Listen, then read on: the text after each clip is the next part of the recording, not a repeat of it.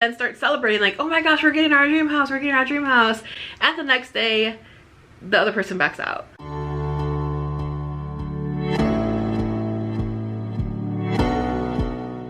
Hey guys, welcome back to the channel. As you can see, my beautiful husband's here. What's up, guys? It's been a while since he's been on here, right? This is true. It's been a minute. So as you can tell by the title, we ended up not moving. I know you guys are like, what the heck's going on? And this has been a very long summer. Like, it was a very long summer. This literally all just happened. Like, we took the house off the market 2 weeks ago, I'd say, right? Like around 2 weeks ago. Right. And we've been going through this literally since June, right? Yeah, since June. We've been like in the process of like doing everything. Yeah, since like June. fixing up the house, making sure everything is like staged properly since June. Yeah. We put the house on the market mid-July. We then put money down on the house you guys saw in the last video, which was Beautiful house. beautiful, beautiful house. Loved it. Yeah. So it's amazing, amazing property. It was really beautiful. The location of that house was immaculate and that backyard was amazing. Yep. So we put money down on that house. Yes. And we had it with a contingency of our house selling. And if you guys saw the video when we talked about selling our house initially, you can tell I was going crazy because literally what happened was our last day was coming up for the contingency, right? Yeah. And we got an offer on this house the day after. The day before I think. Yep. My brain's like all over the place, guys. Like there's so many things that happened in the span of like 3 months that I don't even remember half of it. Yeah.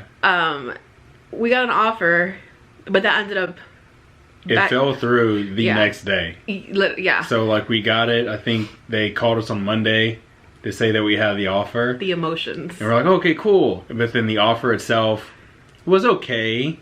Wasn't the greatest ever. We were entertaining accepting it if we just made a couple of edits to their offer. Because we love the house in San Antonio so much that we were willing to take money, to lose money. Right. Yeah. More than we wanted. But literally the next day, they pulled their offer. Yeah. Yeah. So we're back at square one. That's literally how selling your house goes, guys. It literally was, you have a house that you bought, your contingency might be, it's going to end. The day before you get an offer on a house, you then start celebrating like, oh my gosh, we're getting our dream house, we're getting our dream house. And the next day, the other person backs out. So that happened and we just were like, what the heck? Yeah. We had someone say they were interested in putting an offer within the next few weeks. We had a lot of those, actually. Yeah, we might come back and do it. We had a lot of people that would see our house and they would say, oh, I'm gonna put an offer in. Literally, there was one time I was outside, I was mowing the grass, and we had the for sale sign there in the front yard. A guy literally pulls up and say, hey, is your house still for sale? How much is it? And I freaking give him a tour like I'm the real estate agent. Like I'm walking him through the house. I'm like, yeah, check it out. Here's the wall here. Here's the floor right there, whatever. So I'm giving him a tour myself and I'm trying to get him to close like as if I'm the agent. So like that happened. There was like a couple other times where people came over, they were excited. He was gonna buy the house. He said he was gonna buy it. He had already put an offer in another house. Exactly. And like that, and his offer was contingent on like another house sale. So it was just a really crazy kind of scenario that didn't play out as well. So it was like just a mixture of like a few different scenarios like that that just made us ultimately say, maybe we should just take the house off the market. And that's where we're at now. We just decided to take the house off the market. It just got to be way too much. And with my health issues, I started like really freaking out. Like I was just so stressed out all the time. I wasn't sleeping. I had bags under my eyes. It was just so stressful, and I don't want to like take any digs, but the person we hired wasn't the best at communicating. So they weren't really go-getters. Like Daryl and I, we even said next time we put our house on the market, we might even list it ourselves, because I know marketing, I know real estate. That's literally what I used to do. So, and Daryl's like the salesman of the year. Daryl can sell freaking ice to an Eskimo. So I think with us being so good at sales, we're like, this person is not grinding and hustling like we want her to, or like not even our standards are really high, But even at our lowest standard, she still wasn't meeting that lowest standard. Yeah. So it was just like really frustrating. And we decided to take it off the market, and we ended up having to back out of our house in San Antonio. That was really tough because we love that house. Yeah. And moving to San Antonio is something we've been wanting to do that for a long time. Yeah. But this is really where we had a discussion, and we really talked about maybe this isn't for us right now. Yeah. And Daryl and I have this thing that we always use when we're making a life decision or a huge decision, and we say, like, if it's meant to be, it will be seamless. If God wants this for us, it will be a seamless, like, it will just go seamlessly. And this was not that. It kind of started feeling like we were forcing it, and we started talking about it, and we're like, okay, I think we're kind of forcing this a little bit. It definitely wasn't what we thought it could be, because like in our neighborhood there's houses selling with inside of like a week. But those are all hookups that we've come to. Now we know. Now we know they're all hookups, yeah. But like just seeing a house go on the market, and then like a few days later it says, goes from the for sale sign to sold. You're like, oh crap, like maybe it is a good time to put your house on the market and maybe try to move. But then, yeah, you learn later through neighbors and just like conversations that, oh yeah, so-and-so sold their house because their real estate agent had a brother-in-law that just got married and they needed something now, and they accepted a big price drop. And it was like that same like type of scenario. Over like, and over again. Over and over with again. Other houses here. So it just made you feel like, okay, whatever, maybe we'll just stay where we are. Yeah. And, you know, just appreciate what we have. And that's the thing too that I thought about, was the house in San Antonio was like amazing. And yes, I could see us living there and having our kids there and stuff. Yeah. But I feel like God kind of made me appreciate this house even more so.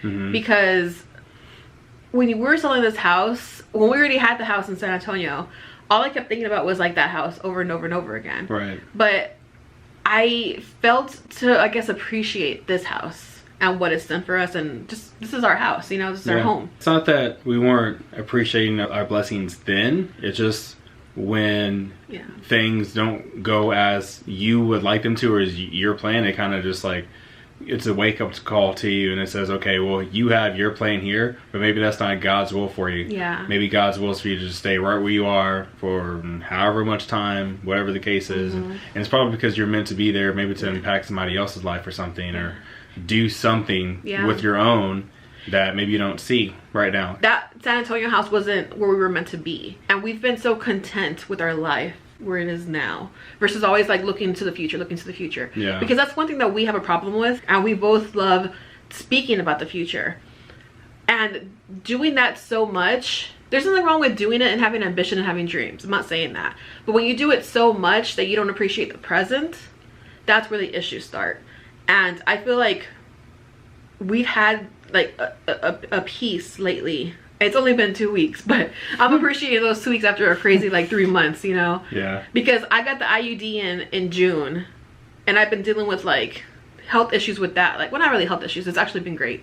But I've been having back pain and like just adjusting to it, really. My body's adjusting to it. So that happened in June. We put the house up in July. So I just been like, oh my gosh, like this has been crazy.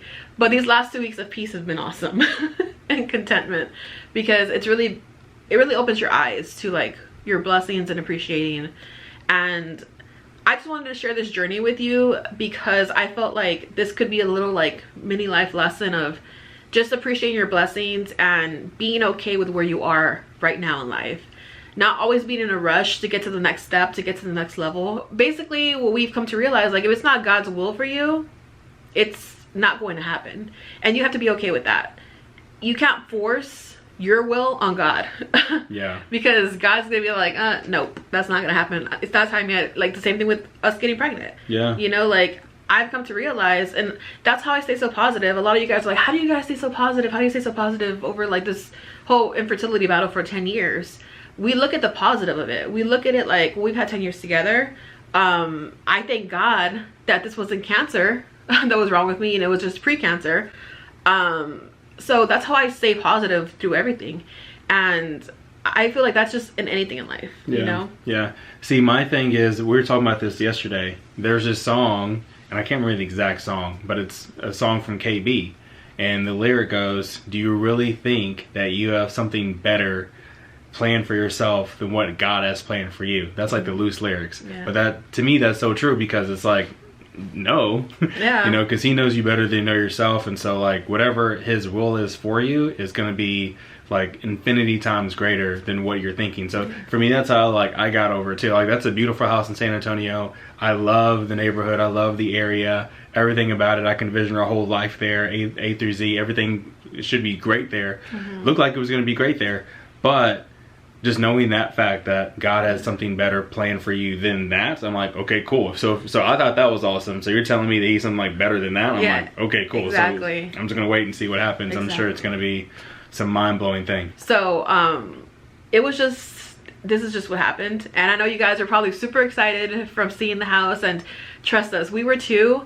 But we honestly we believe in God's will. It's the same thing that Daryl said, like, God has something bigger and better in store for you. So whether it's a job, a house, a relationship, whatever you guys are going through, that you want something but it's not happening for you, stop to think that maybe that's the best thing for you. Yeah. Because a lot of times we want something and we think it's the best thing for us. We think that promotion is going to change our life. We think that new city is going to be a life-changing decision, and sometimes it's not. We just wanted to make this video and talk to you guys about what happened and just like the decision, I guess, of backing out and just listening to God's voice, because we both had that little kind of feeling inside, like, I don't think this is meant to be.